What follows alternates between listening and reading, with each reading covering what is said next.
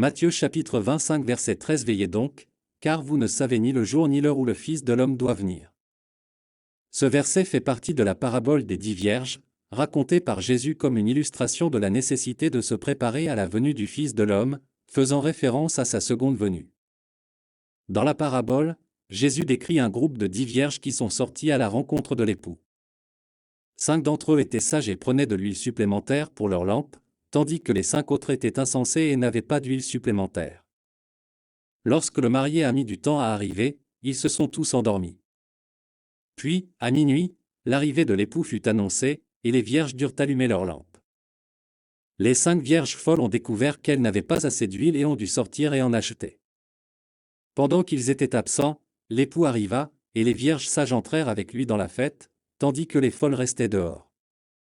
Le verset en question, Matthieu 25, 13, est la conclusion de la parabole et le message central que Jésus veut transmettre.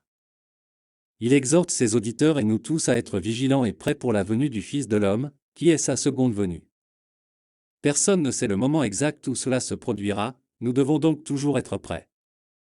La parabole des 10 vierges illustre l'importance d'avoir une foi authentique et vivante, représentée par l'huile dans les lampes. Ceux qui sont prudents et se préparent correctement sont prêts à rencontrer l'époux quand il arrivera. D'autre part, ceux qui sont insensés et négligents dans leur foi seront pris au dépourvu et ne pourront pas entrer dans le banquet de l'époux.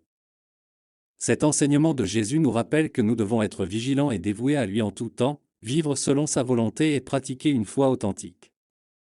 Nous ne devons pas remettre à plus tard ou négliger notre relation avec lui, car nous ne savons pas quand il reviendra. Par conséquent, Matthieu chapitre 25 verset 13 est un appel de Jésus à être vigilant et préparé pour sa venue en vivant une vie de foi, d'obéissance et de préparation spirituelle.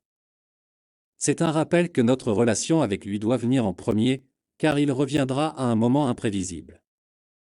Déclaration de foi. Seigneur Jésus-Christ, je confesse que je suis un pécheur et que je suis séparé de Dieu à cause de mon péché, je me repens de mes péchés, et je reconnais le Seigneur Jésus-Christ comme le seul et suffisant sauveur de ma vie, et dirige-moi à la vie éternelle, et écris mon nom dans le livre de vie. Amen. Éphésiens 2 versets 8 et 9 Car c'est par la grâce que vous avez été sauvés, par la foi, et cela ne vient pas de vous-même, c'est un don de Dieu. Pas des œuvres, afin que personne ne se glorifie.